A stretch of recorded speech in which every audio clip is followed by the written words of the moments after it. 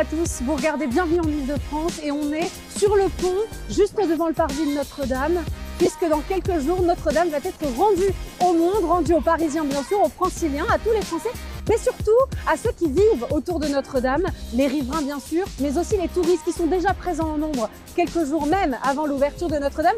On va aller retrouver un des métiers qui vit justement de Notre-Dame. Il est guide touristique et lui, ce qu'on peut dire, c'est qu'il connaît très bien Notre-Dame, mais aussi ses alentours. Bonsoir, comment ça va? Bonsoir, très bien, merci à vous. Alors là, on est quand même devant un lieu qui va réouvrir dans quelques jours. J'imagine que pour vous, il y a une grande excitation à l'idée à ce que les portes se rouvrent de Notre-Dame. Vous êtes dans l'attente? Bah oui, puisque ça là fait déjà 5 ans que malheureusement l'incendie s'est déclaré. Rappelez-vous le soir du 15 avril.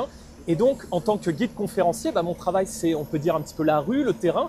Quasiment tous les jours, je passe devant Notre-Dame. Nous faisons de nombreuses visites du quartier latin. Nous traversons par les quais. Et en fait, jour par jour, j'ai pu observer l'évolution du chantier jusqu'à maintenant, quasiment le moment de l'ouverture. Donc c'est une étape clé des visites de ce quartier, du centre de Paris, du cœur de Paris. Tout à fait. Alors, c'est toujours une étape puisque déjà, on a un grand intérêt.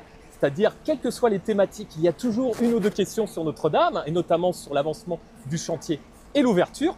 Des petites questions aussi des fois sur l'incendie. Bien sûr. Et aussi, notamment dans notre thématique de visite, on propose par exemple une visite un petit peu sur l'influence de Paris dans certains dessins animés. Et comme on a le fameux Bossu de Notre-Dame, qui est une adaptation de Victor Hugo, on aime aussi passer le long des quais juste pour observer la façade. Donc, le fait que la cathédrale réouvre, ça va permettre de nouveau pouvoir étoffer nos visites. Il va y avoir un nouveau avec récit thématique. finalement. Exactement. Mais là, pendant la reconstruction de Notre-Dame, pendant le chantier, vous avez continué à raconter cette histoire de Notre-Dame, mais autrement finalement. Tout à fait. Vous avez notamment intégré la période de l'incendie, cet événement, et puis derrière le chantier, la mise en chantier. Alors un petit peu, on avait des petites questions. Par moment, on avait aussi l'occasion d'aller sur le parvis parce qu'il y avait une belle exposition présentant les différents métiers, les différents états du chantier avec des personnalités. Donc souvent, c'était aussi l'occasion illustrée d'expliquer un petit peu l'évolution du chantier et surtout mettre un peu l'accent sur l'artisanat, notamment dans le cadre de métiers d'art. Les métiers d'art, effectivement, les charpentiers qui ont coupé à la hache les poutres pour réaliser la très belle charpente qu'on appelait à l'origine la forêt, notamment tout ce qui est sculpteur sur pierre avec des grands modèles en résine qui ont été utilisés, la restauration des cloches aussi, notamment à Villedieu-les-Poêles. Donc il y a eu aussi un petit peu cette mise en avant de métiers. Et de l'artisanat. Est-ce que ça a été un nouveau challenge pour vous finalement de vous réapproprier Notre-Dame après l'incendie et de la proposer sous un nouveau jour peut-être aussi aux touristes? Oui, effectivement, parce que déjà il y avait les contraintes un petit peu d'espace Bien avec sûr. le parvis qui était bloqué. Et là on le voit aujourd'hui, le parvis est bloqué, on se trouve sur le pont juste devant, mais ça fait partie du charme de Notre-Dame aussi et des derniers préparatifs avant sa réouverture. Exactement, et ça fait aussi partie un petit peu du métier, c'est quels que soient les événements, trouver toujours une manière de s'adapter. La preuve, la pluie, le vent, des fois certains éléments. Donc là il y avait aussi cette petite contrainte et en plus le fait d'essayer malgré le chantier et les travaux, essayer de montrer des éléments toujours visibles de la cathédrale, toujours tangibles. Donc par exemple, les jolies chimères que l'on voit sur les deux clochers. Voilà, la très belle rosace sud datant du XIIIe siècle, Pierre de Chelles, Jean de Chelles, Pierre de Montreuil, donc datant de Saint-Louis. Des éléments notamment autour de la façade, expliquer un petit peu ce qu'est. Parce que cette façade en elle-même, c'est un joyau. Et il y a énormément de choses à raconter, énormément de choses à dire, notamment aux touristes qui sont très curieux et pour lesquels Notre-Dame de Paris est vraiment emblématique du circuit parisien. Alors, je ne sais pas si vous le savez, mais c'était le monument le plus visité d'Europe. Donc, chaque année, c'était quasiment... C'était parce que, à l'heure actuelle, on n'a plus forcément ces statistiques, mais je pense que ça va le redevenir, puisqu'on était sur 13 millions de visiteurs en moyenne un petit peu par an, c'est-à-dire c'est quasiment le double de la Tour Eiffel. Imaginez, il n'y a que, notamment un parc d'attractions célèbre qui a plus de visiteurs par an, donc il y a vraiment toujours cette passion. Et il y a aussi cette représentation autour du centre de Paris, parce qu'ici, nous sommes vraiment dans le vieux Paris. Au cœur de Paris. On est au cœur. Vous nous racontiez d'ailleurs qu'on était sur une des plus anciennes rues de Paris. C'est littéralement la plus ancienne rue. C'est-à-dire, avant même d'être une rue, c'était une grande voie romaine qu'on appelait le Cardo Maximus, qui donc traversait la ville de Lutèce, donc du sud au nord, qui correspond à ma droite à la rue Saint-Martin, à ma gauche, donc rive gauche, la rue Saint-Jacques.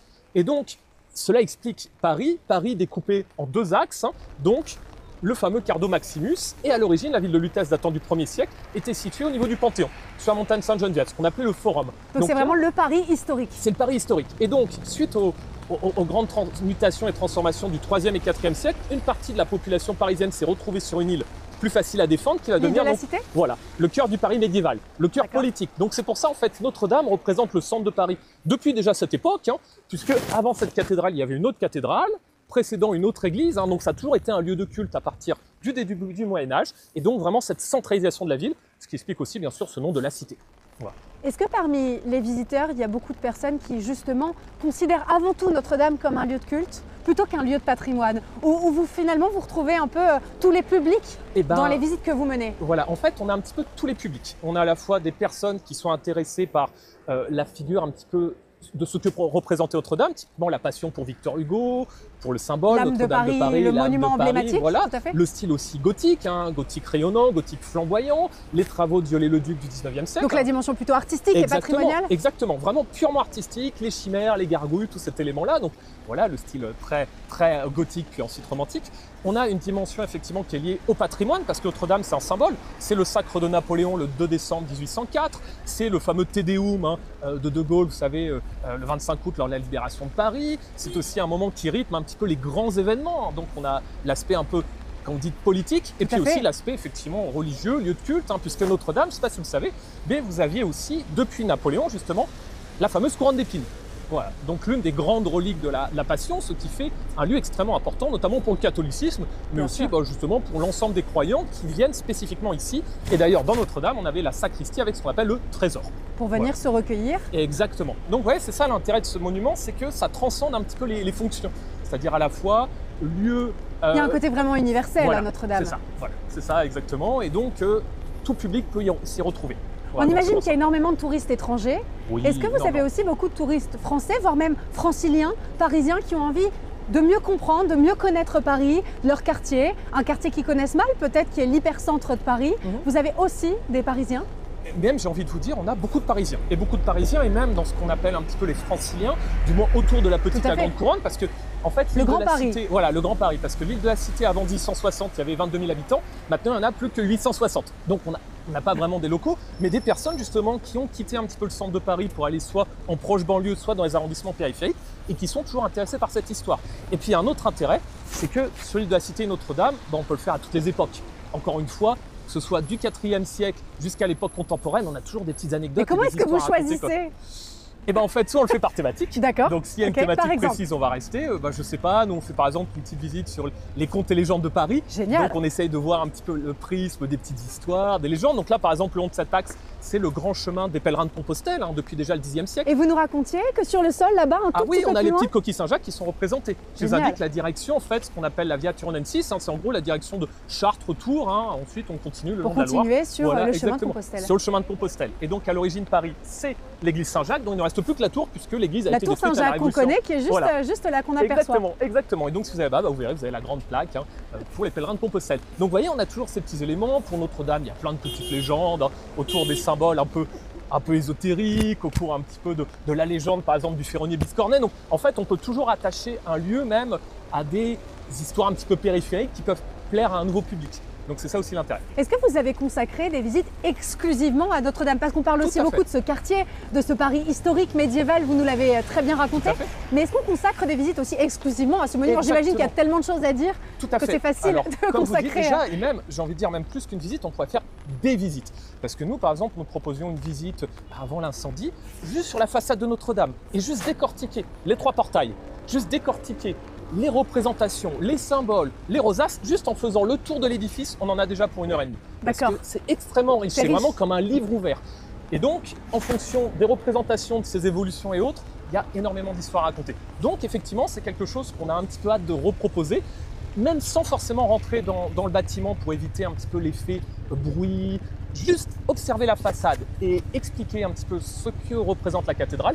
Juste ça, c'est passionnant et on peut faire 1h30 dessus facilement.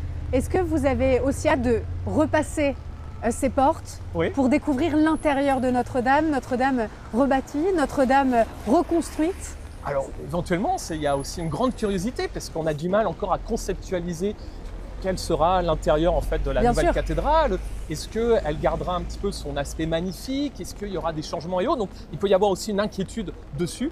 Donc c'est un petit peu pris entre les deux. Des images Voilà, qu'on quoi. a commencé à voir, ça a beaucoup évolué. Ça Bah va vous oui. demander du travail, vous, Beaucoup. de vous réadapter, notamment Beaucoup, sur... énormément. Puis il y a aussi cette question, encore une fois, de la logistique, c'est-à-dire à la fois respecter le lieu de culte, à fait. respecter les personnes. Et c'est tout très en faisant important, c'est découvrir. d'ailleurs un débat vif Exactement. en ce moment. C'est avant tout une cathédrale, un lieu de Exactement. culte, un lieu de Exactement. spiritualité où on vient pour sa foi Exactement. Et puis, individuelle, personnelle. c'est ça. Et puis aussi, il y a certains horaires, un planning à respecter. Donc D'accord. ça demande une logistique. Et l'idée, c'est d'être en collaboration, en partenariat, un peu dans cette dimension-là. Pour que ça sans se fasse de empiéter, manière quoi. apaisée, c'est ce que vous disiez tout Exactement, à l'heure. C'est toujours le but. Nous, on n'est absolument pas là pour d'autres raisons, quoi. On est vraiment là juste pour valoriser le lieu et le faire découvrir de manière éducative. Quelle est la visite que vous préférez mener ici, autour de Notre-Dame? On en a plein. Moi, j'aime beaucoup en fait les visites autour justement des origines de Paris. D'accord. Donc du Paris antique, parce que par exemple, pour raconter une petite anecdote, en 1711, au niveau du chœur, quand il y a eu déjà des projets d'aménagement, on a découvert sous Notre-Dame ce qu'on appelle le pilier des Nautes. Alors le pilier des Nautes, en fait, c'est une espèce de colonne constituée de différents blocs. Alors on en a identifié 4 qui sont maintenant gardés au musée de Cluny, le musée du Moyen-Âge, et qui représentent en fait à la fois des éléments associés aux anciens dieux romains, au panthéon romain, donc notamment le dieu Jupiter, le dieu Mars, le dieu Mercure, mais aussi des dieux gaulois. Donc ce qu'on appelle le syncrétisme, le mélange des deux. Et on a une dédicace à l'empereur Tibère, donc qui nous renvoie même aux origines de Lutèce. Et donc ça a été découvert sur Notre-Dame. Alors on ne sait pas si c'est parce qu'il y avait avant un temple gallo-romain, ou si c'est juste les éléments du forum qui ont été transférés sur l'île de la Cité, à peu près au niveau du IVe siècle. Mais vous voyez, on a aussi un peu ces éléments-là, c'est-à-dire si on veut même qui sont constitutifs finalement de ce lieu, de cet espace. Exactement. Et derrière de l'histoire que vous pouvez raconter aujourd'hui. On n'arrête pas de découvrir des choses autour de Notre-Dame. C'est riche pour vous? Oui, et notamment si vous avez suivi la découverte notamment de 2 sarcophages en plomb, voilà, qui ont été découverts dans le chœur. Et notamment, il y a eu des travaux menés par l'INRAP, l'Institut national de recherche en archéologie préventive, qui a mis en avant le fait que peut-être l'un des corps serait celui de Joachim du Bellay, le fameux poète, on est sûr qu'il vivait à Notre-Dame. Et comment, à côté de Notre-Dame, on a notamment la rue Chanoinesse, et comment on a découvert ceci, c'est notamment pour 2 éléments. On sait que c'était un cavalier émérite, et il a des symptômes au niveau de la hanche qui renvoient à quelqu'un qui était un très bon cavalier, et au fait le fait qu'il était atteint de la tuberculose. Et justement, un petit peu là par aussi, ces analyses, il y a des signes qui nous permettent d'aller dans ce sens-là. Bah oui, et donc je trouve ça dingue. En fait, on continue de découvrir des choses, notamment sur l'histoire de Paris, à travers cet édifice. Et là, c'est une nouvelle page de Notre-Dame qui s'ouvre, et vous en serez. J'espère. Vous espérez les touristes, les visiteurs nombreux? On dit que l'affluence va être record, notamment dans les prochaines semaines, les prochains mois, suite à la réouverture de Notre-Dame. Ça vous inquiète? Un petit peu, en fait. J'ai envie quand même que le lieu reste ce qu'il est et ce qu'il était, et que ça ne devienne pas une attraction. Ce n'est pas le but, sachant encore une fois, comme je vous dis, c'est comme parler notamment de la Tour Eiffel, ce sont des lieux qui se suffisent par eux-mêmes. On n'a pas besoin d'en faire la promotion pour que ce soit connu. Donc comme avant, on avait déjà l'un des lieux les plus visités au monde, finalement, est-ce qu'on a besoin de davantage encore personnes? En fait, le lieu suffit en lui-même. Et ça, malheureusement, on ne peut pas décider pour le lieu. Bah oui, c'est ça, quoi. Et on verra les touristes, les visiteurs, les Parisiens affluer pour cette réouverture de Notre-Dame. Et dans les 5 jours, on imagine que vous allez avoir beaucoup de travail. Et c'est pareil du côté des commerçants et des riverains qui vont devoir absorber aussi ce volume de personnes. Bah oui, merci beaucoup de découvrir ça à l'occasion d'une visite. C'était un plaisir. Merci. Pareil, merci à vous. Merci beaucoup.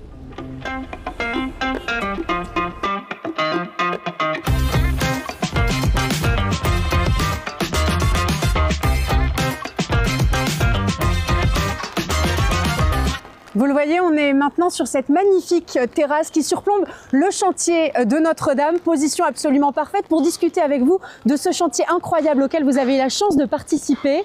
En tant que restauratrice de peinture murale, quelle a été votre émotion tout d'abord au moment de l'incendie ? Alors, au moment de l'incendie, j'étais dans mon atelier à Bastille et je rentrais chez moi. Donc, j'ai plein de collègues qui m'ont appelé en disant « ça brûle, ça brûle ». Honnêtement, j'étais tétanisée. Je suis vite rentrée à la maison. Évidemment, j'ai regardé ça à la télévision.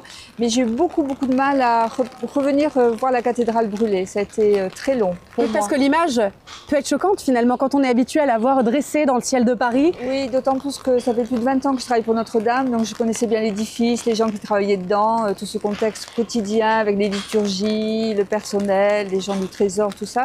Donc vraiment, ça m'a beaucoup bouleversée quand même. Oui, parce que c'est une maison finalement qui a brûlé, la maison de tout cet écosystème, de toutes ces personnes qui ont un lien très fort avec Notre-Dame de Paris. Tout à fait. Et ma grande question, c'était que sont devenues toutes ces personnes qui travaillent à Notre-Dame? Bon, c'est comme ça.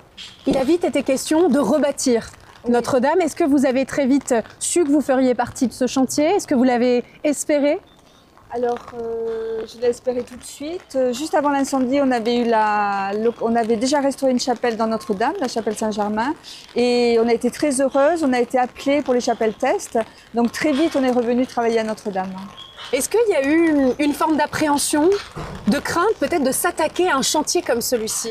Alors pour les chapelles test, pas trop, parce que c'était un petit chantier qui était là pour anticiper la restauration.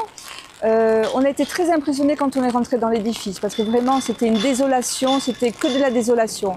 Cet échafaudage brûlé, les murs étaient quand même très noirs, ce grand trou dans la nef. Est-ce que c'était plus impressionnant encore que ce dont vous aviez entendu parler, que les images qu'on avait pu voir, notamment dans les différents médias? Oui, beaucoup plus impressionnant, parce que là on est vraiment à l'échelle, on est vraiment dedans et on se rend compte vraiment des trous béants qu'il y avait, et de tous les matériaux qui étaient tombés. Et donc du travail derrière aussi à réaliser, j'imagine. Exactement, tout à fait. Vous, quelle a été la mission qu'on vous a confiée sur ce chantier? Alors nous, on a répondu aux appels d'offres pour la restauration des peintures murales. Donc sur 3 lots, on en a eu 2. Donc on a restauré toutes les chapelles côté est, les chapelles du chœur et les chapelles côté sud. Et un petit bout de la clôture du chœur sud et une petite pièce dans la sacristie aussi. Pour qu'on se rende bien compte par rapport à ce que vous avez l'habitude de faire, est-ce que c'est assez proche de votre métier du quotidien ou est-ce que ça vous a demandé des savoir-faire, des compétences que vous n'aviez pas mobilisées depuis longtemps? Alors, pour être honnête, c'était très proche de ce qu'on avait l'habitude de faire au point de vue travail, mise en œuvre, protocole, ça c'était pas un souci.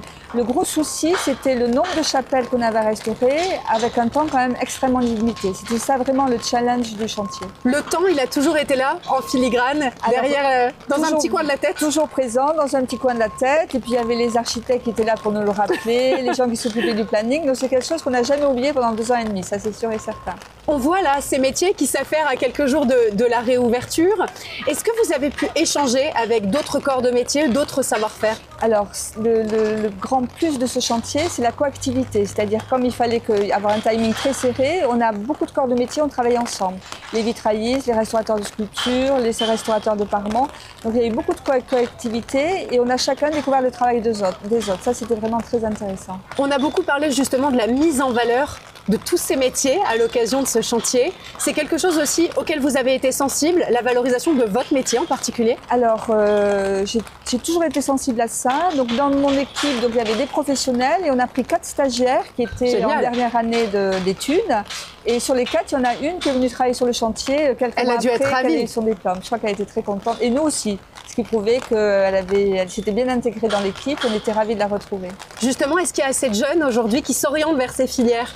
Alors sur le chantier, on a été quand même, moi personnellement, j'ai été très étonnée par la moyenne d'âge des gens qui travaillaient. C'était vraiment entre 25 et 35 ans, beaucoup de jeunes, surtout chez les charpentiers, chez les couvreurs et même dans l'édifice, beaucoup de jeunes. Des conducteurs de travaux, beaucoup de femmes très jeunes. Beaucoup de femmes? Oui, conductrices de travaux. Et vous en êtes un exemple? Voilà, c'est un exemple. Et beaucoup d'architectes femmes aussi, donc ça c'est très nouveau. C'est très nouveau. Donc mais c'est une bonne nouvelle, on s'en réjouit parce qu'on n'a pas arrêté de dire que certains savoir-faire se perdaient, qu'on avait des problèmes de recrutement finalement dans ces filières et on se rend compte avec Notre-Dame, vous l'avez dit, il y a une population jeune, motivée, qui a envie de s'investir dans un chantier comme celui-ci. C'est un bon signal quand même pour le patrimoine français. Oui, parce que les jeunes qui sont formés, qui ont participé au chantier, après ils vont transmettre ce qu'ils ont appris et puis ils vont continuer à travailler de toute manière. Et puis à Paris, en Ile-de-France, on a des ressources formidables, tant du côté de ces jeunes, mais aussi du côté des écoles, des formations. Des formations, des écoles, et puis il y a beaucoup de patrimoine à restaurer, donc je pense qu'ils auront du travail. Oui, je pense qu'ils auront du travail. Oui. Là, on approche de la date de la réouverture. Est-ce qu'il y a une appréhension chez vous ou c'est plutôt de l'enthousiasme?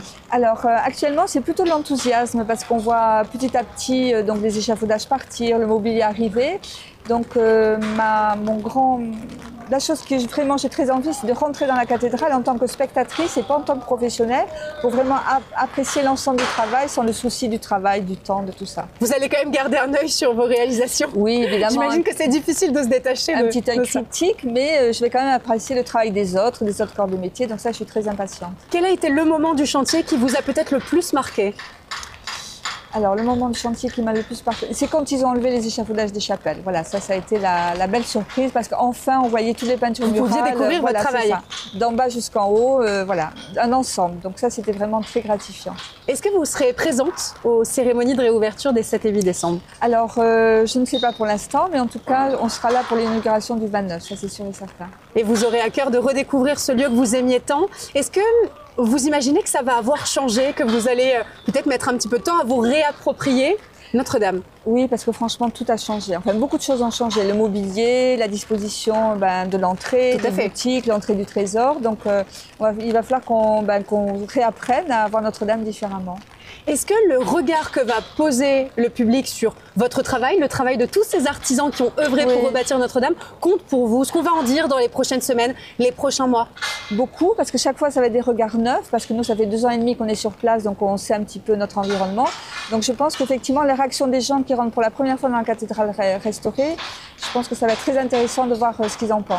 Et on a vraiment très hâte de découvrir votre travail et le travail de tous les artisans qu'on voit encore s'affairer là sur les derniers échafaudages. Ils démontent les échafaudages. Ils sont en train de démonter les échafaudages, exactement. ça veut dire qu'on sera dans les temps, vous pouvez nous le confirmer. Normalement, oui.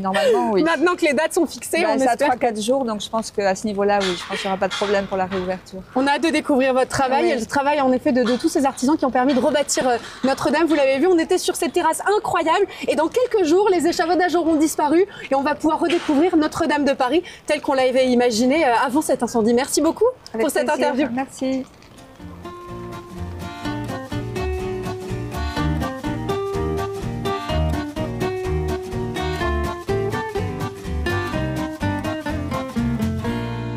On a beaucoup parlé de Notre-Dame, mais on a assez peu parlé des riverains de l'île de la Cité, de ceux qui habitent dans ce quartier absolument magnifique qui entoure Notre-Dame.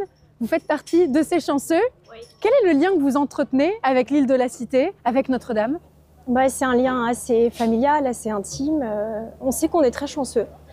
On mesure tous les jours notre chance de se dire on voit Notre-Dame, on est sur une petite île et en même temps on est au centre du monde. C'est vraiment paradoxal.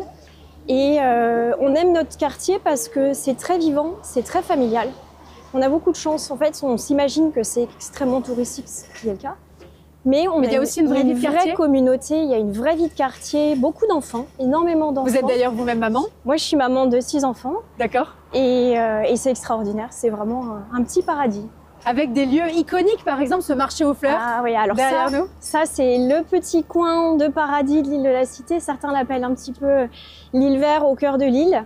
On y est attaché parce que d'abord c'est un brin d'air et nous on vient régulièrement faire nos petits achats. Les enfants connaissent les commerçants, ils peuvent y aller tout seuls. C'est génial. Et donc on espère de tout cœur, on sait que ça devrait se faire et on attend avec impatience la restauration de ce petit quartier au cœur de l'île. Vous me confiez tout à l'heure que vous avez vécu cet incendie de près. Vous avez dû fuir littéralement avec je suis vos enfants. J'ai pris à l'époque j'avais 5 enfants.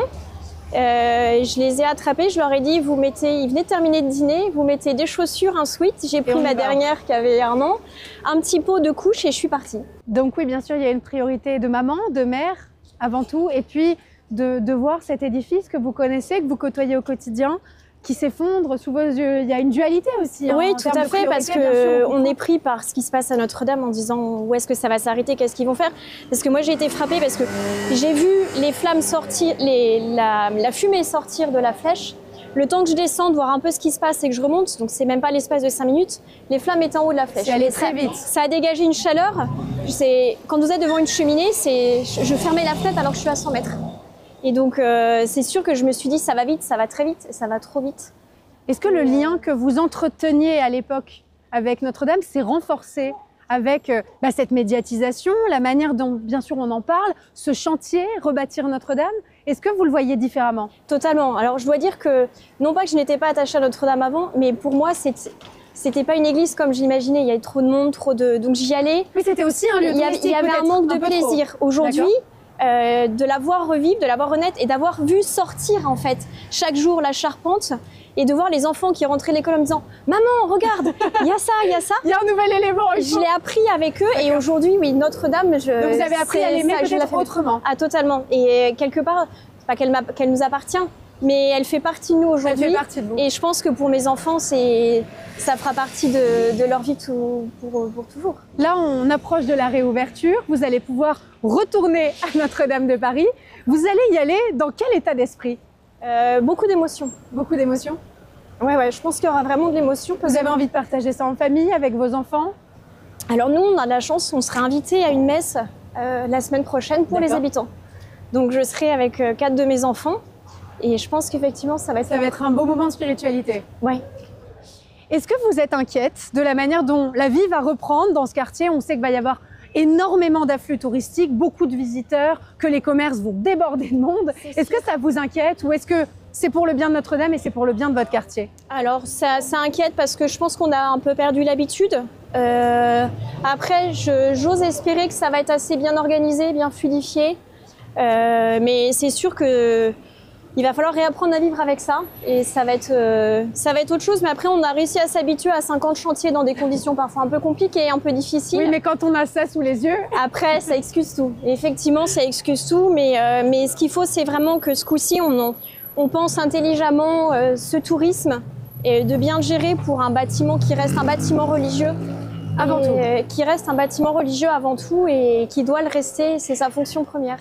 Bon, et quand on voit Notre-Dame comme ça sur notre gauche, on se dit que c'est magnifique. Merci beaucoup en tout cas. Merci infiniment.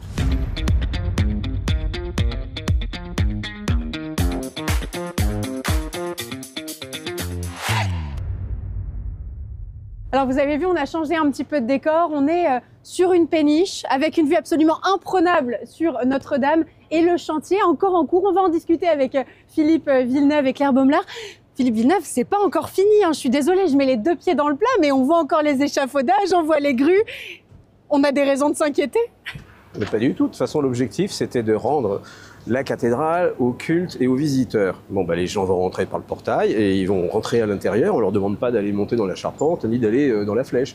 Alors la flèche, elle n'est pas encore terminée parce qu'il y a c'est la partie la plus complexe du chantier entre faire une flèche et en même temps fermer la voûte et placer l'autel en dessous. Il a fallu qu'on fasse de la gymnastique, donc on a préféré se focaliser sur la voûte et l'autel et ensuite on va terminer par la pose des statues au printemps. Voilà. Tout va bien. Et puis le reste des échafaudages que vous voyez là sur le chevet, c'est pour la suite parce que on va dépenser l'intégralité de tous les dons qui ont été formidables et on va le mettre sur des projets qui étaient déjà anticipés avant l'incendie, restauration du chevet et de la sacristie. Donc il y aura encore des échafaudages. Donc il va falloir qu'on comprenne que même s'il y a réouverture, il y a encore des travaux en cours et qu'on continue à rebâtir Notre-Dame. Mais une cathédrale, de toute façon, c'est un échafaudage là, on fait le tour et là, bon, ben là, on va pas faire le tour, mais on va vraiment se focaliser sur le chevet. Puis dans quelques années, on fera la nef. Puis après, on refera les tours. Puis ensuite, on refera le chevet. Donc vous viendrez nous en reparler à cette occasion. Je serai gâteux à l'époque. Claire, est-ce qu'on doit se réjouir que ce chantier soit en train quand même de bien avancer, de prendre fin pour que Notre-Dame puisse rouvrir ses portes pour tous les publics? C'est pas qu'on doit se réjouir, c'est qu'on se réjouit. Il me semble qu'il y a un intérêt considérable autour de la réouverture, même partielle dans le sens des travaux de la cathédrale. Il va y avoir des grandes cérémonies. Ils sont en train de monter une tente éphémère devant le parvis pour pouvoir faire les cérémonies du 7 et du 8. Je crois que là, c'est pas qu'on doit se réjouir, c'est qu'on se réjouit. Une question peut-être, Philippe Villeneuve, puisque vous entretenez un lien très fusionnel avec Notre-Dame. Est-ce qu'il y a une sorte d'appréhension maintenant qu'il va falloir redonner Notre-Dame au monde, la livrer, rouvrir les portes de Notre-Dame au grand public? Pas du tout, il y a même un soulagement incroyable parce que bon, ça fait quand même 5 ans qu'on se lève tous les matins et qu'on repart le soir très tard pour ce jour là du 7 et du 8 et c'est plutôt une grande joie, un soulagement, une grande joie, parce que vraiment retrouver la cathédrale, c'est même pas la retrouver, on va la redécouvrir complètement, parce que l'intérieur n'a plus rien à voir avec ce qu'on avait vu avant l'incendie. Pour vous, ça a été déroutant justement, cet écart qui existe aujourd'hui entre la Notre-Dame qui va être livrée au monde et celle que vous avez rencontrée en amont, pendant l'incendie, après, pendant le chantier? Elle est, elle est magnifiée. C'était une cathédrale, elle était comme ça, et en fait on l'a pas changée. Elle était sous la poussière, sous la crasse. Ça fait depuis Viollet-le-Duc qu'on n'a jamais nettoyé la cathédrale comme on l'a fait aujourd'hui. Donc vous imaginez qu'aucun être vivant là sur cette planète n'a jamais vu Notre-Dame telle qu'on va la voir à l'ouverture. Ça déjà c'est formidable. Et puis elle est tellement belle cette cathédrale en elle-même qu'on a juste fait que lui rendre toute sa beauté, sa plénitude. C'est un soulagement incroyable, j'ai pas du tout d'appréhension. Puis de toute façon, je veux dire, les cérémonies d'ouverture et tout ça, c'est pas moi qui m'en occupe. Oui, mais vous y serez. Bah oui, a priori, mais je crains plus la foule, la bousculade, ce genre de choses, mais le reste... Parce qu'il va y avoir du monde, hein, Claire, énormément de monde qui va se presser à Notre-Dame pour cette réouverture, pour assister à ce grand moment. Oui, le diocèse de Paris s'apprête à ouvrir les créneaux de réservation. Parce que vous savez que maintenant il y a un nouveau système, on peut rentrer librement, mais il est très fortement conseillé de réserver son petit créneau sur Internet. C'est gratuit, mais il faut quand même, c'est tous les quarts d'heure, je crois. Et déjà, ils anticipent que ça va être une tension énorme sur leur système de réservation. Il ne faut pas que le site crache, hein. Il faut que justement le site de réservation tienne. À mon avis, ça va cracher, comme vous dites. Mais on a quand même l'éternité devant soi pour visiter. Elle est là, elle sera ouverte, elle est ouverte à partir du 8. Bon, on a le temps. Oui, mais on comprend qu'il va y avoir un engouement particulier pendant ce week-end de réouverture. Vous l'avez dit, avec des cérémonies exceptionnelles qui vont être organisées. Ça fait partie aussi de l'âme de cette cathédrale et ça fera partie de son histoire, ce week-end de réouverture, malgré tout. Mais il y a deux choses. Il y a le week-end de réouverture où il y a à la fois des chefs d'État, un moment très politique et un spectacle le 7 au soir. Et le lendemain, c'est la consécration de l'autel, c'est le temps religieux. Et après vient le temps du grand public. Et celui-là, il va durer parce qu'on pense qu'il y aura à peu près 15 millions de personnes qui vont vouloir la visiter en 2025. Je ne sais pas si vous voyez le Barnum, ça fait 40 000 personnes par chambre, c'est colossal. Peut-être que ça ne sera pas tout à fait ça, mais l'intérêt mondial a été tel qu'on s'attend à... On n'a pas trop à en douter. On n'a pas trop à en douter. 15 millions de visiteurs, 15 millions de personnes qui vont poser leur regard, peut-être un jugement aussi, sur le travail incroyable que vous avez fait pour rebâtir Notre-Dame. Est-ce que vous avez peur des critiques qui pourraient être formulées? Il y en aura forcément. Il y en a auxquelles vous vous attendez plus que d'autres? Oui, il y en a qui vont dire « Oh là là, c'est trop blanc, là c'est trop clair » ou j'aurais pas fait ça comme ça » ou alors « Le mobilier va pas » ou alors... Je sais pas, il y en aura plein. 15 millions, oui, ça fait plein d'avis, donc... bah voilà, tant pis. Et les critiques qui ont pu commencer à être formulées sur le mobilier contemporain, le mobilier liturgique notamment, les vitraux qui pourraient être réalisés à partir d'un appel à projet, des vitraux donc contemporains. Vous comprenez ces questionnements qui se posent? Bien sûr, oui, bien sûr. J'ai participé notamment au jury pour le mobilier liturgique. Qu'est-ce que vous en pensez, vous? Mais je trouve génial. Franchement, on a vu passer des tas de candidats. Et ce qui est intéressant dans ces jurys, j'aime beaucoup ça, parce que quand vous n'êtes pas forcément certain, la vérité, j'ai envie de dire, elle émerge naturellement. Et tout le monde a dit, bah oui, c'est Bardet. C'est une vraie décision de groupe. C'est Bardet, oui. Donc serein sur ce qui peut arriver. J'aime beaucoup le mobilier liturgique. L'autel est une idée de génie, franchement. Une idée de génie. Qu'est-ce qui vous fait penser que c'est une idée de génie? J'ai déjà dit à Monseigneur Ulrich, qui t'a choqué parce que j'ai des références, ça me fait penser à 2001 Odyssée de l'espace, où à un moment donné vous avez un monolithe qui tombe comme ça parmi des singes. Et on voit que c'est l'humanité, que ce monolithe on ne sait pas si c'est Dieu, si c'est la conscience, l'intelligence, l'âme, on ne sait pas. Bref, il est là. Et là on a un objet qui est en équilibre. On ne sait pas s'il vient d'en haut, s'il vient d'en bas. Et c'est miraculeux. Alors c'est ce qui se passe. Il y a beaucoup de mystères. Liturgie. Oui. C'est le mystère de la foi aussi qu'on peut retrouver là. Oui. Pour vous, Claire, dans cette quête de spiritualité, parce que la cathédrale Notre-Dame de Paris, c'est avant tout un lieu de culte. Vous trouvez que ça s'intègre bien? Est-ce que les critiques qui ont été formulées ont été justes? Je pense qu'il n'y a pas eu énormément de critiques et peut-être elles vont venir après parce que se posera la question de comment l'hôtel et le reste du mobilier se comportent entre guillemets à l'usage. Exactement. Alors ça, pour tous les... Il faudra attendre un petit peu. Pour tous les tenants de la grande tradition, de ceci, de cela, ils auront un avis à donner. Mais d'un point de vue esthétique, et je trouve que ça s'intègre extrêmement bien parce que finalement, ça n'est pas de la même couleur que les murs. Tout à fait. Et en même temps, c'est assez discret. C'est à la fois massif et discret. C'est difficile à expliquer. Encore une fois, c'est mystérieux. C'est mystérieux. On sait qu'il va falloir que Notre-Dame va être resacralisée, que les fidèles vont se réapproprier ce lieu de culte. Est-ce que c'est compliqué à faire quand ça a été un chantier finalement pendant 5 ans? Quand on a dû oublier cette part de Notre-Dame pendant 5 ans pour des raisons évidentes, celle du chantier? Je pense que non, parce qu'une cathédrale, c'est un lieu de culte. Alors très vite, il y a des sièges, il y a un nouvel autel, l'archevêque et le recteur, les fidèles se réapproprient. Ce sont les messes qui vont, plus les pèlerins, qui vont redonner tout ce côté-là. Il faudra cohabiter, c'est vrai, avec les visiteurs. Ça, en 2025, il va y avoir des ajustements. Mais enfin, la cathédrale avait toujours été fréquentée. Bien on sûr. parlait de 9 à 10 millions de personnes. Il y en aura juste un peu plus. Il y en aura juste un peu plus. Donc on l'a dit, les fidèles évidemment qui vont retrouver un lieu de culte extrêmement important pour eux, les visiteurs, les Parisiens au premier chef et puis bien sûr les touristes. Est-ce qu'on sait comment les choses vont s'organiser derrière? Là pour l'instant vous nous avez parlé de créneaux de visite toutes les 15 minutes, c'est encore en discussion finalement. On a aussi parlé de faire payer l'entrée de Notre-Dame. Ça, je crois que c'est plus tellement en discussion dans le sens que l'archevêque de Paris, qui est affectateur, c'est lui qui décide et qui tranche, a dit non. Donc frontalement comme ça, je ne crois pas que ça se fera. Peut-être qu'il y a d'autres systèmes pour trouver de l'argent qui émergeront, on verra. Mais ça, à la cathédrale payante, je crois que ça ne se fera pas. Ensuite, c'est lui aussi qui a voulu que ça cohabite.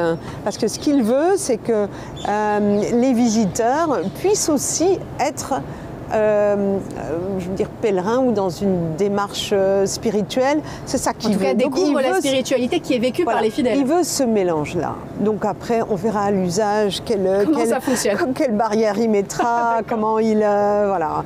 Le jeu des chaises aussi, est-ce qu'ils seront toujours là? Ça va être une logistique complexe, mais qu'on découvrira dans ils savent faire. Ils ont l'habitude. Ils ont l'habitude. Une question peut-être sur le mot qui vous a guidé pendant tout ce chantier. Quel a été votre mot d'ordre? Quelle a été la manière pour vous de concevoir ce chantier unique? C'est le chantier du siècle. C'est vrai que c'est un autre motif de joie, c'est de se dire on n'a pas manqué à la promesse qu'avait fait le général et que je partageais alors complètement avec lui. C'était on se levait le matin pour voir, enfin quand on se rencontrait régulièrement à l'Élysée toutes les semaines au cours d'un déjeuner, et bien on posait sur la table tel grain de sable qui risquait d'entraîner un blocage. Et d'enrayer derrière la machine. Du coup, on trouvait des solutions, lui et moi, et puis... Ça a été un challenge de chaque jour? Oui, presque, oui. On a quand même vécu la pandémie, on a vécu des catastrophes, des problèmes météorologiques assez importants, notamment quand on a déposé l'échafaudage incendié. On a eu la pollution du plomb, qui a complètement bouleversé les savoir-faire, même des compagnons, le rythme d'un chantier. La difficulté du chantier, c'était vraiment les compagnons qui devaient aller dans un vestiaire, travailler, prendre une douche, et même quand ils étaient sur le chantier, travailler dans les premiers temps avec des masques à assistance respiratoire de 2 heures, et puis une pause de 20 minutes, puis encore 2 heures, et puis etc. Ça complique les choses. Ça impacte le planning, parce que du coup, ils sont plus aussi efficaces qu'avant. Et puis, c'est fatigant pour eux, physiquement, c'est très fatigant.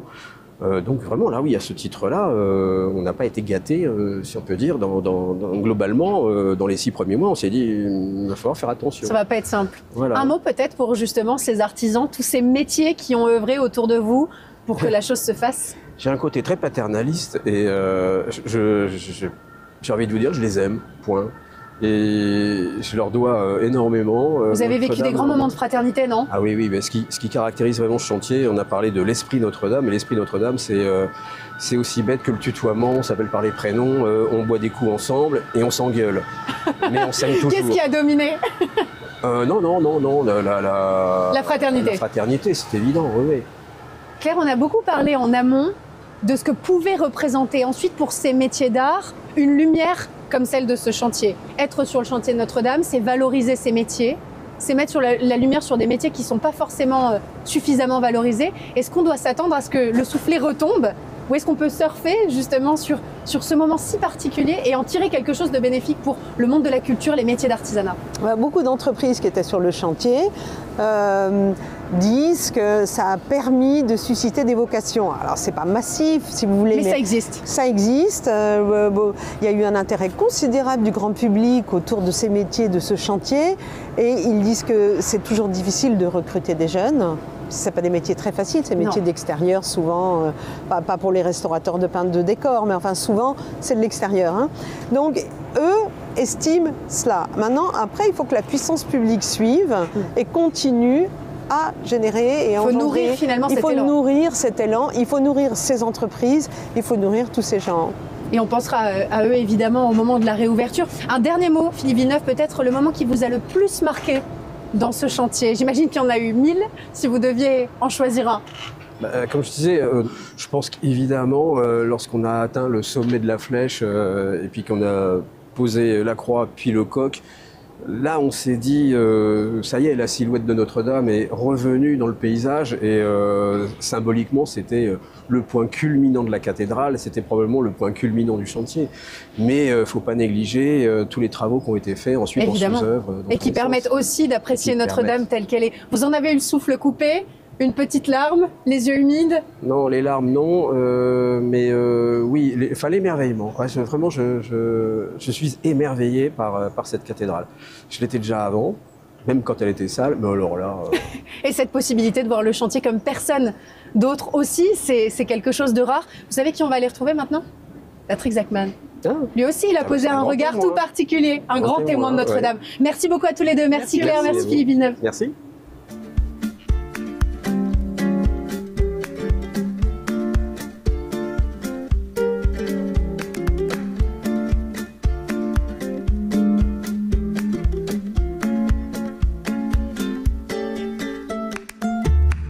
Patrick Zachman, on vient finalement d'appréhender un peu ce qu'est votre métier, c'est-à-dire des changements de météo très rapides et cette capacité qu'il faut à tout le temps s'adapter. Là, on vient de le voir, il y avait du grand soleil, ensuite une pluie terrible, et puis là, de nouveau, on retrouve un temps à peu près agréable avec une lumière qui est en train de se clarifier. Vous êtes très sensible à ces changements de météo? Ah bah oui, de toute façon, je regarde tout le temps la météo avant de venir en tout cas à Notre-Dame, la veille déjà. Et puis ensuite, c'est vrai qu'on on dépend, mais c'est plus la lumière, on dépend de la lumière plus que la météo en fait. Et là, la lumière est comment sur Notre-Dame? Pas génial, hein? Là, elle est pas géniale, mais tout à l'heure, et ça risque de revenir, parce que des fois, il y a un temps orageux, et là, la lumière est magnifique. Avec des nuages très denses, donc ça fait vraiment partie de ce qui fait qu'on arrive à une bonne photo ou pas. Vous avez été un des photographes accrédités sur le chantier de Notre-Dame de Paris, c'est extrêmement rare, vous étiez très peu nombreux, ça a été une chance unique et puis aussi une manière de découvrir Notre-Dame autrement, un Notre-Dame que le monde entier n'a pas pu voir, que vous nous avez restitué au travers de vos photos. Comment est-ce que vous l'avez vécu? Bah, c'est vrai que moi je l'ai vécu comme une chance, hein, c'est clair, parce que comme vous l'avez dit, j'étais un des rares, en tout cas, à pouvoir accéder régulièrement. Et puis, je suis peut-être le seul d'ailleurs à voir toute l'évolution du chantier depuis l'incendie, puisque j'étais là. Vous étiez là le soir, le 15 avril. Alors, qu'est-ce qui vous a marqué? Moi, ce qui m'a marqué, plein de choses, hein, mais plein de moments. Tant mieux. Mais c'est vrai qu'il y a une phase dont on parle plus trop aujourd'hui, parce que c'est vrai que là, on découvre l'intérieur de Notre-Dame resplendissante, tout ça. Donc on parle plutôt de la restauration, mais en fait la sécurisation qui a été la deuxième phase, après la mise en sécurité des choses précieuses, la sécurisation, ça a été extraordinaire. Pourquoi? Parce que déjà il y avait cet échafaudage énorme qui était là avant l'incendie, hein, puisque la flèche était en train d'être restaurée, qui a brûlé, 40 000 tonnes d'acier, enchevêtrées, calcinées, qu'il fallait démanteler. Et c'était plus une histoire de déboulonner, c'était pas possible. Donc il y avait des cordistes qui étaient vraiment comme des funambules, des équilibristes, et qui... ça a dû donner des images absolument insolites. Incroyable. Et donc vous avez aimé ces moments-là aussi, ces moments dont vous vous souviendrez longtemps? Ah oui. Et puis en plus, déjà visuellement, c'était incroyable. Et ce sont des moments qu'on voit plus, puisque cet échafaudage en particulier, qui était comme une espèce de monstre visuel, presque d'art contemporain, bizarrement, sur il a cette façade disparu. mythique, c'est génial d'ailleurs. Oui, et donc il a disparu. Donc il n'y a que les photos maintenant qui rappellent ces moments-là, comme plein d'autres moments que j'ai vécus, avec d'autres, il y a même des compagnons, quand on se recroisait, on se disait... je sais pas, 2 ans après, c'était pas tellement long, mais on avait l'impression que c'était 10 ans qui étaient passés. Parce qu'il y a eu énormément de travail, énormément d'étapes. Et de moments forts, et on se remémorait ces moments-là qui sont quelque part un peu à nous, quoi. Ça vous appartient. Ouais. Vous avez une part de Notre-Dame que les autres n'ont pas et n'auront peut-être jamais. Voilà, C'est beau. Oui, par contre, on transmet quand même... Au travers notamment de vos clichés, bien sûr. La plupart des émotions, des étapes, de la technique. Et puis la mémoire aussi de Notre-Dame, Et finalement. la mémoire, voilà, c'est ça. C'est super précieux.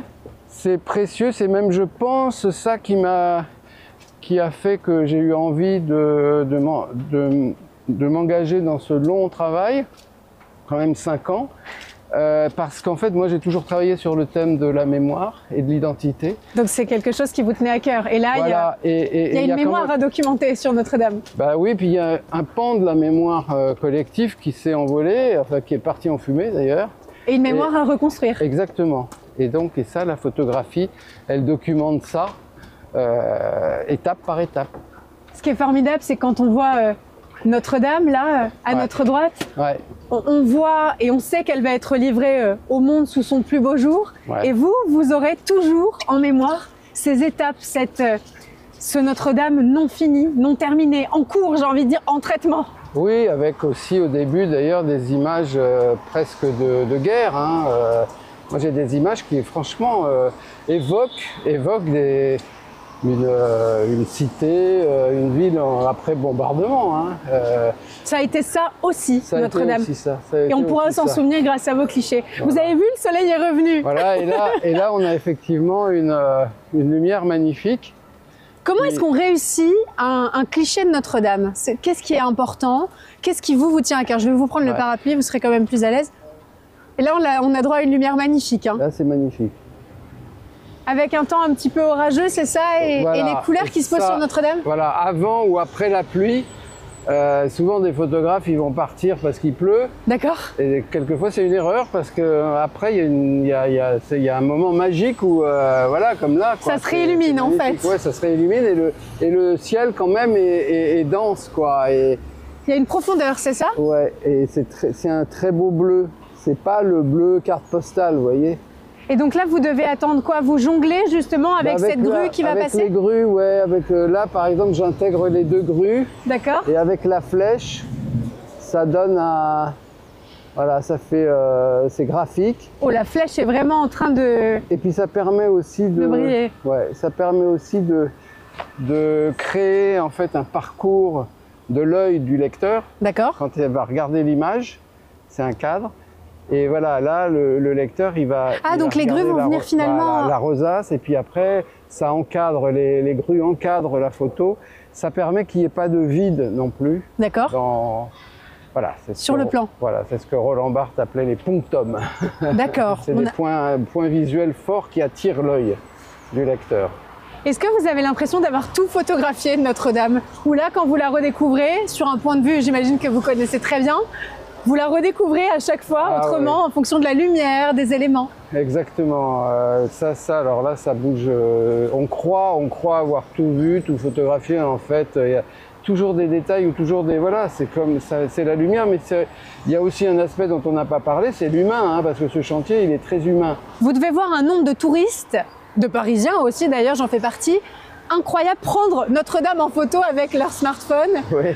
Un conseil peut-être pour le commun des mortels qui veut faire une belle photo de Notre-Dame dont il veut se souvenir, qu'il souhaite garder, parce qu'on n'arrête pas de prendre des photos avec nos téléphones, on les prend mal, parce qu'on n'a pas votre œil bien sûr. Bah déjà, moi je conseillerais aux gens qui font des photos un peu, je vais presque dire n'importe comment, mais bah, c'est vrai. De laisser tomber leur smartphone et de regarder avec leurs yeux déjà. On regarde déjà avec ses yeux. C'est comme dans les expositions, on voit plein de gens prendre des photos, ça n'a pas de sens. On a l'impression qu'ils ne regardent pas les œuvres. Donc regardez d'abord et ensuite prendre une photo de ce qui vous semble le plus important, ou des fois ça peut être un détail, ça peut être un point de vue aussi, voilà, plutôt que sans arrêt. Donc c'est ce qui nous touche, peut-être ce qu'on a remarqué, ce qu'on a noté, ce qui vient à notre œil, spontanément. Oui, voilà. Souvent, c'est compliqué, mais quelquefois j'ai remarqué que je prends une première photo, puis après je tourne autour, je vais en prendre plein d'autres, etc. Bon, je vais arriver à d'autres bonnes photos, mais souvent la première... C'est la première? Bah, c'est là où c'est peut-être pas la plus parfaite, mais c'est celle peut-être où il y a le plus d'émotion. Et c'est ça qui est quand même très important en photo. Un dernier mot sur l'émotion, votre plus belle émotion pendant ce chantier, pendant ces 5 dernières années? Moi, je sais pas, j'ai en tête un moment fort. Il y a plein de moments forts, mais c'était la première fois où ils montaient, ils élevaient un cintre. D'accord. Vous savez, les cintres en bois, c'était des charpentes incroyables, très très belles et imposantes, hein, qui faisaient 8 tonnes chacune quand même. Et les ingénieurs, les architectes et tout avaient tout calculé avant pour que ça vienne pile, s'encastrer entre 2 arcs-boutants. Et c'était vraiment très impressionnant. Vous avez été bluffé. J'ai été bluffé par la précision des opérations. Et j'ai une photo d'ailleurs, bien sûr j'en ai plein de ça, mais aussi des gens en bas, des charpentiers, des tailleurs de pierre. Il y avait Philippe Villeneuve, il y avait l'archevêque, etc., qui regardaient et tout. Mais avec beaucoup de tension, parce qu'on ne savait pas si ça allait marcher vraiment ou pas, c'était la première. Et ça a fonctionné. Ça a fonctionné. Comme tout dans ce chantier incroyable de Notre-Dame, de cette réouverture et de ce week-end incroyable qu'on va vivre. Merci de nous avoir aidés à poser un œil peut-être plus artistique, un œil de photographe sur cette belle dame qu'on a en face de nous. Et merci pour vos clichés magnifiques qu'on va garder en mémoire. À bientôt. Merci beaucoup. Merci à vous.